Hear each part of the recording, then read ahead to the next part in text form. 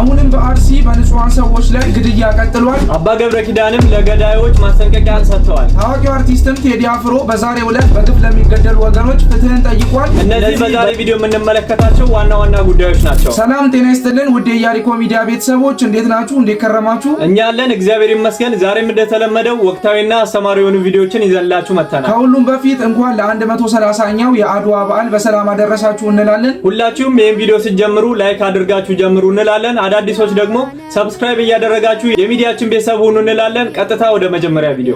ሰሞኑን እንግዲህ በምስራቅ አርሲ ውስጥ የዞኑ ሀገረ ስብከት እንዳስታወቀው ከሆነ ቤቶች የተቃጠሉ ነው፣ ምዕመናንም እየተገደሉ እና እስካሁን ድረስ 21 ምዕመናን አስክሬናቸው ተገኝቶ እንደቀበሩ ከ10 በላይ ቤቶችም እንደተቃጠሉ አስታውቀዋል። ከዛ በተጨማሪ ደግሞ 8 ሰዎች ሆስፒታል ገብተዋል። 8 ሰዎች ደግሞ የደረሱበት አይታወቅም ተብሏል። እንዲሁም በትናንትናው ዕለት ደግሞ 7 ሰዎችም እንዲሁ እንደተገደሉ ታውቋል። ክብራቸውም ዛሬ ተፈጽመዋል። ሌሎች የተቃጠሉ ቤቶችም አሉ። ከዛ በተጨማሪ ደግሞ የተዘረፈ ቤተክርስቲያንም አለ የተባለ እናም የሚመለከተው አካል ለጉዳዩ ተጨማሪ ትኩረት ሰጥቶት ከዚህ በላይ ሰዎች እንዳይጎዱ ከዚህ በላይ ጥቃት እንዳይፈጸም የሚል ጥሪ አርሲ የሚገኙ የኦርቶዶክሳውያን ግድያ አሁንም ቀጥሏል። ከዚህ በፊትም በዛው ቦታ ላይ እጅግ በጣም ብዙ ክርስቲያኖች እንደተገደሉ የሚታወቅ ነው።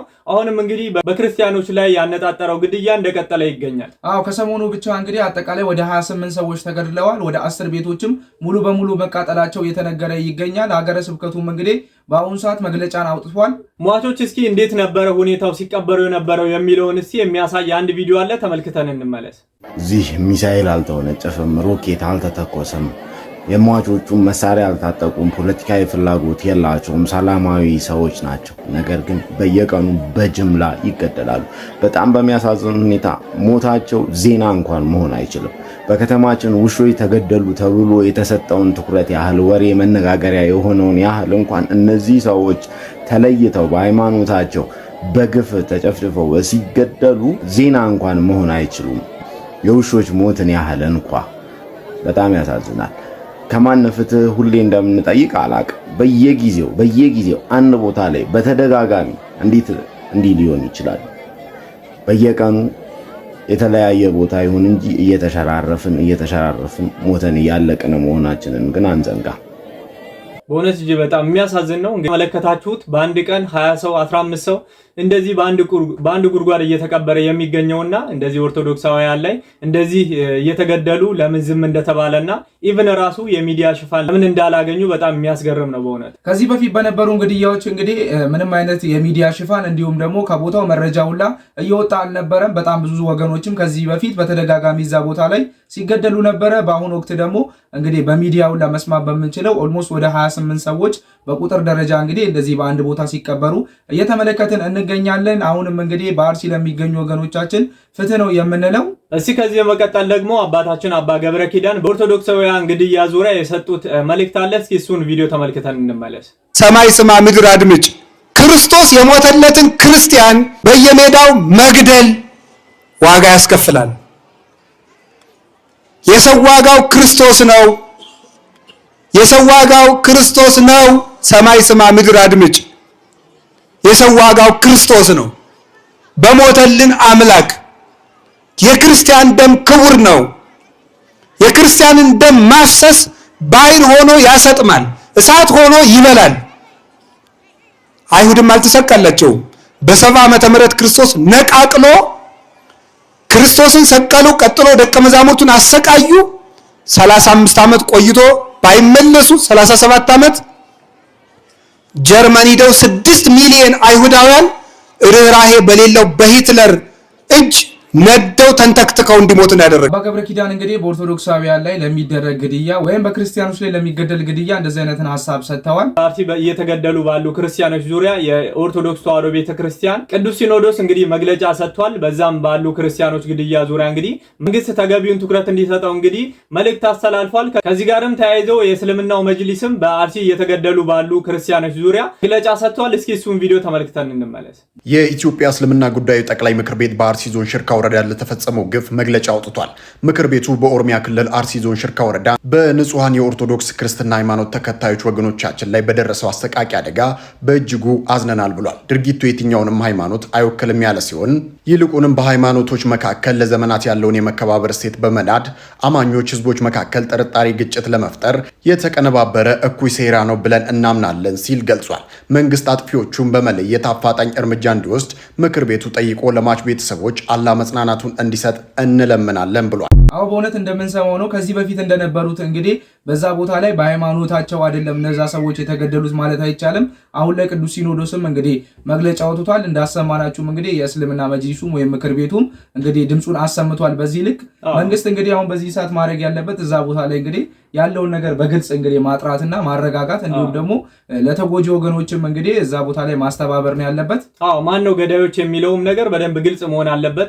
ያው ከሰሞኑ ከዓለማችን ላይ ጦርነቶች በሀገራችን ደግሞ ግድያዎች እየቀጠሉ ይገኛሉ። አሁን ደግሞ እስቲ አዶናይ ካስጀመረው ቻሌንጅ መካከል አንዱ ቻሌንጅ የተሳካ ይመስላል። እስማኤል ዴንታል እንግዲህ የጥርስ ሕክምና ክሊኒክ ለዘማሪ ገብረ ዮሐንስ የመኪናውን ቻሌንጅ እንግዲህ እንደሚያሳካለት ተናግሯል። ያም የሚሆነው ምንድነው 1 ሚሊዮን ፎሎወር እንግዲህ በዚህ ባሉት 48 ሰዓት ውስጥ የእስማኤል ዴንታል ክሊኒክን የቲክቶክ አካውንት ካስገባ መኪና ከነ ሹፌሩ የሚሸልሙት ይሆናል። ቪዲዮውን ተመልክተን እንመለስና እኛም ማድረግ ያለብን ነገር ምን እንደሆነ እንነጋገራለን። በጉጉት ሲጠበቅ የነበረው እንግዲህ ለዘማሪ ገብረ ዮሐንስ የሚጀመረው ቻሌንጅ እንግዲህ ዛሬ ላይ እንደተጀመረ አዶናይ አሳውቋል። ሁላችሁም ይህን ቪዲዮ ብዙ ጊዜ ኮፒ ሊንክ አድርጉት፣ ሪፖስት አድርጉት፣ ለብዙ ሰዎች ላኩላቸው። ይህን ቻሌንጅ በ2 ቀን ውስጥ ማጠናቀቅ አለበት። ለዘማሪ ገብረ ዮሐንስም መኪና ከነሹፌሩ ሊሰጡት ቃል የገቡት እንግዲህ ስማይል ስፔሻሊቲ ዴንታል ሴንተር ነው። ስለዚህ አካውንቱን ከስር ታጋረግላችኋለሁ። እንግዲህ አዶናይም እንዳለው ይሄን አካውንት በ2 ቀን ውስጥ 1 ሚሊዮን ፎሎወር ማስገባት ነው። ከዛም በኋላ ለዘማሪ ገብረ ዮሐንስ እንግዲህ መኪና ከነሹፌሩ ስማይል ስፔሻሊቲ ዴንታል ሴንተር ሊሰጥ እንግዲህ ቃል ገብቷል። ስለዚህ ሁላችሁም እየገባችሁ ይሄን አካውንት ፎሎ አድርጉት። ይሄን ቪዲዮ ብዙ ሰዎች ጋር እንዲደርስ ፖስት አድርጉት፣ በደም ኮፒ ሊንክ አድርጉት፣ ለብዙ ሰዎች ላኩላችሁ። ይሄ ጉዳይ የኦርቶዶክስ እምነት ተከታዮችን ብቻ የሚመለከት አይደለም። የትኛውም እምነት ላይ ያላችሁ ማንኛውም ሰው እንግዲህ በዚህ ነገር ላይ መተባበር አለብን። በአንድነት ተባብረን ለበጎ ስራ በአንድነት እንቁ። በዚህ ርብርብ እንግዲህ ሁላችንም እንደምንሳተፍ ተስፋ እናደርጋለን። በጣም ቀላል ነገር ነው። እንግዲህ በአንድ ክሊክ ብቻ እስማኤል ዴንታል ክሊኒክን የቲክቶክ አካውንት ፎሎ ማድረግ ነው። 1 ሚሊዮን እንግዲህ በዚህ 48 ሰዓት ውስጥ ካስገባ ነው ሁላችንም ተረባርበን እንግዲህ ለዘማሪ ገብረ ዮሐንስ መኪና ከነ ሹፌሩ እንግዲህ እንደሚያበረክቱ ቃል ገብተዋል።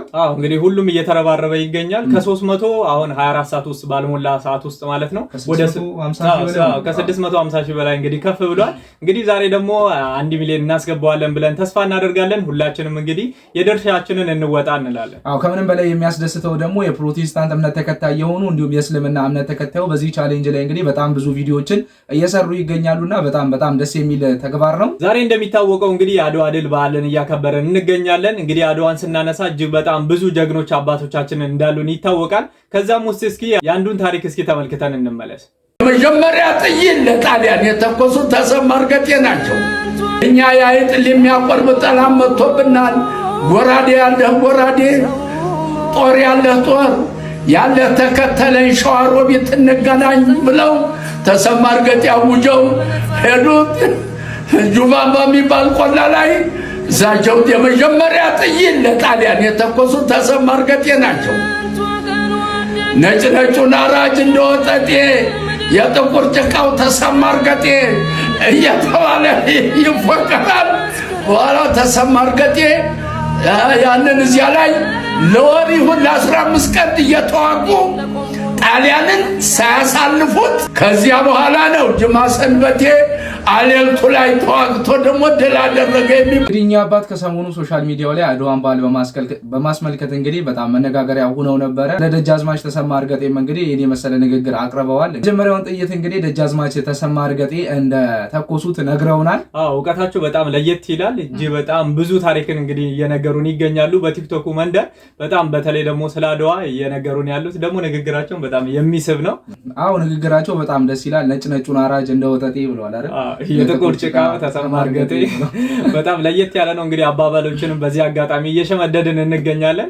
ታዋቂው አርቲስት ቴዲ አፍሮም የአድዋን በዓል በማስመልከት የእንኳን ያደረሳችሁ መልእክትን አስፍሯል። ካሰፈራቸው ጉዳዮችም እንግዲህ በግፍ እየተገደሉ ላሉ ኦርቶዶክሳውያን እንዲሁም ደግሞ በብሔራቸው በማንነታቸው ምክንያት እየሞቱ ላሉ ሰዎች ድምፅ እንሆናቸው፣ ፍትህ ሊያገኙ ይገባል። ብሔር ፖለቲካዎችን ፍትህን እንግዲህ ጠይቋል። እስቲ የሱን ቪዲዮ ተመልክተን እንመለስ። በማንነታቸው ብቻ እየተለዩ የሚገደሉ ወገኖቻችን በአስቸኳይ ፍትህ ሊያገኙ ይገባል ሲል አርቲስት ቴዲ አፍሮ አስታወቀ። ተወዳጁ ድምፃዊ ቴዎድሮስ ካሳሁን ቴዲ አፍሮ የ130ኛው የአድዋ ድል በዓልን አስመልክቶ በሶሻል ሚዲያ ባስተላለፈው መልእክት በሀገራችን እየተከሰቱ ያሉትን አሳዛኝ ሁኔታዎች ልናስታውስ ይገባል ሲል አሳስቧል። ቴዲ አፍሮ ባስተላለፈው መልእክት የአድዋን ድል በኩራት እያከበርን በአሁኑ ወቅት በፖለቲካዊ አለመረጋጋት ምክንያትም በግፍ እየተገደሉ አካላቸው እየጎደለና እንዲሁም ከቀያቸው እየተፈናቀሉ ያሉ ንጹሃን ወገኖቻችን ልናስብ ይገባል ሲል አስታውቋል። ፍትህ በግፍ እየሞቱ ላሉና ትኩረት ለተነፈጉ ንጹሃን ወገኖቻችን ያለው ድምፃዊው ፍቅር ሁሌም እንደሚያሸንፍ አስታውሷል። እውነት ነው። በግፍ እየተገደሉ ላሉ ወገኖቻችን አሁንም ፍትህን እንጠይቃለን። እንግዲህ በተለያዩ የሀገሪቱ ክፍሎች እየሞቱ ለሚገኙ ኦርቶዶክሳውያን እንዲሁም ደግሞ በብሔር ወይም በማንነታቸው ምክንያት እየሞቱ ፍትህን ሳያገኙ እንግዲህ እያለፉ ላሉ እህት ወንድሞቻችን እናት አባቶቻችን አሁንም ፍትህን በአድዋ ቀን እንጠይቃለን። እውነት ነው። እንግዲህ አባቶቻችን ይችን ሀገር ያስረከቡን እርስ በራሳችን እንደዚህ እንድንገዳደልና እንድንበላላ አይደለምና ዋናው ፍቅር ነው። ፍቅር ያሸንፋል አሁንም እንላለን። እስቲ ከዚህ በማስቀጠል ደግሞ እንግዲህ ብዙ ጊዜ አንሰማም አይደል የስልጤ አርበኛ የለም ይባላል ብዙ ጊዜና አለ እየተባለ ነው የስልጤ አርበኛ። እስቲ ተከታትለን ነው እንመለስ። አንተ የስልጤ ጦረኛ የለም ብለህ ታወራለህ ወይ? የስልጤ ጀግና የስልጤ ጦረኛ የለም ጦር ማስቲካ ብላ ስማ።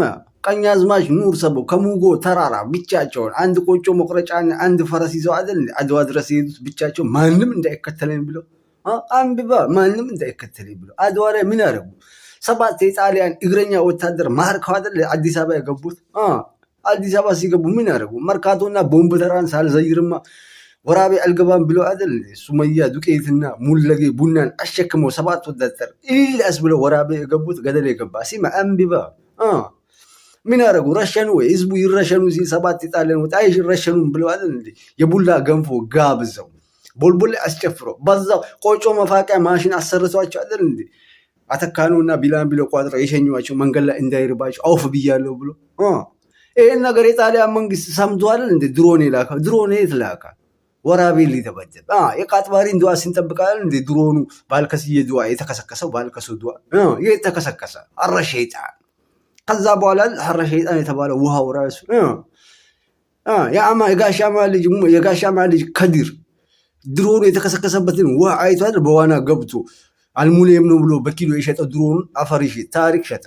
እንግዲህ በጣም ለየት ያሉ ታሪኮችን ሰምተናል ከወንድማችን። አልሙኒየሙን እኔ ያልሰማውም ነበር በኪሎ ደረሱ አሱ ድሮን መኖሩ በጣም ለየት ደግሞ የተላከውላ ወደ ስልጤ ነው ወደዛ አሱ ነበር። በጣም ያስነ ጨዋታ ለፈገግታ ነው እንጂ ማንንም ብሔር ከፍ ወይም ደግሞ ዝቅ ለማድረግ አይደለም። እንግዲህ ሁሉም የራሱ ዘመን አርበኝነት አለው። እንግዲህ የኛ አባቶቻችን በአድዋ ጦርነት እንግዲህ ወይም ደግሞ በግልጽ እንግዲህ በመዋጋት አርበኝነትን ድል አድርገዋል። የአሁን ዘመን ወጣቶች ደግሞ በኢኮኖሚ በቢዝነስ በቴክኖሎጂ ነውና አርበኝነት የሚለው እንግዲህ በቢዝነስ ደግሞ ስልጤ አይታማም እሱ ላይ በፋይናንስ አይታማምና የዘመናችን አርበኞች ናቸው ለማለት እንወዳለን። እሺ ከዚህ በመቀጠል ደግሞ እንግዲህ ትናንትና አርሰናል በጨዋታው አሸንፎ ነበረ። አንድ ነብይ እንግዲህ ቀድሞ መጥቶ ቀድሜ ተንብየው ነበረ ይሄን ጨዋታ እያለን ይገኛል። እስኪ እሱን ቪዲዮ ተመልክተን ነው እንመለስ። አርሰናል ደጋፊዎች ሲጨፍሩ በህልም ያየው።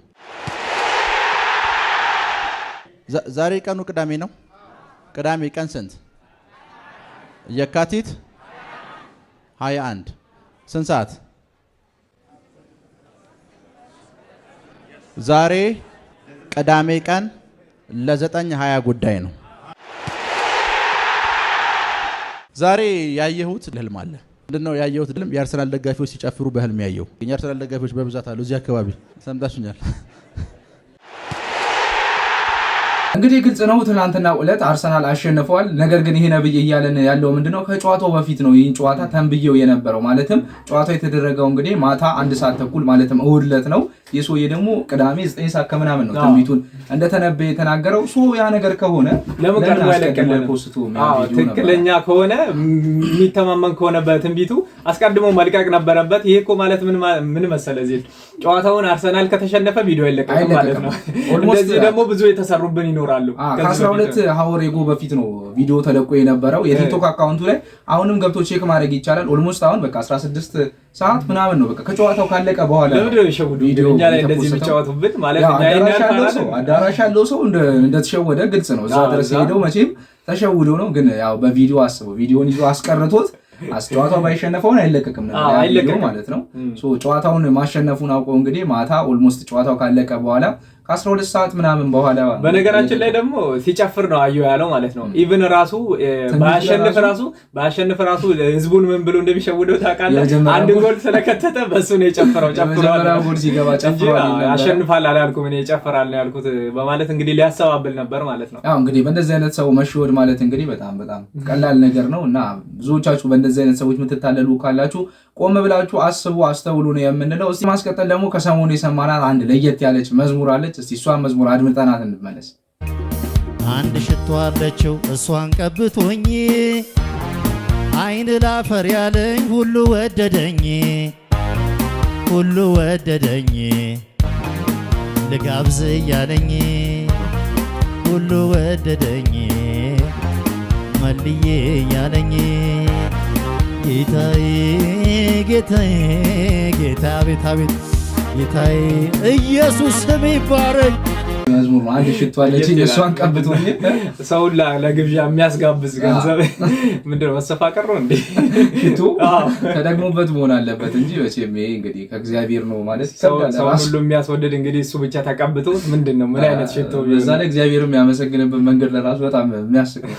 አንድ ሽቶ አለችኝ እሷን በጣም እንግዲህ ዘና የሚያደርግ ቪዲዮ ነው ከሰሞኑ ካየናቸው። የዛሬው ቪዲዮአችንን በዚህ ላይ ነው የምንጨርስ የሚሆነው። ሐሳብ አስተያየታችሁን እንደተለመደው በኮሜንት መስጫው በኩል አስፍሩልን እንላችኋለን። እስከዚህ ድረስ ተመልክታችሁ ይህን ቪዲዮ ላይክ ያላደረጋችሁ ላይክ እንድታደርጉ እንጠይቃለን። ሰብስክራይብ ያላደረጋችሁ አዲስ ወገኖችም ሰብስክራይብ እያደረጋችሁ የሚዲያችን ቤተሰብ ሁኑ ነው የምንለው። ድጋሚ እንኳን ለአድዋ በዓል በሰላም አደረሳችሁ እያልን የኮሜንት ሴክሽኑን እንግዲህ በእንኳን አደረሳችሁ መልእክቶች እንደምታጨናንቁት ተስፋ እናደርጋለን። ቀጣይ በሌሎች አስተማሪና ወቅታዊ በሆኑ ቪዲዮዎች እስከምንገናኝ ድረስ ሰንብቱ።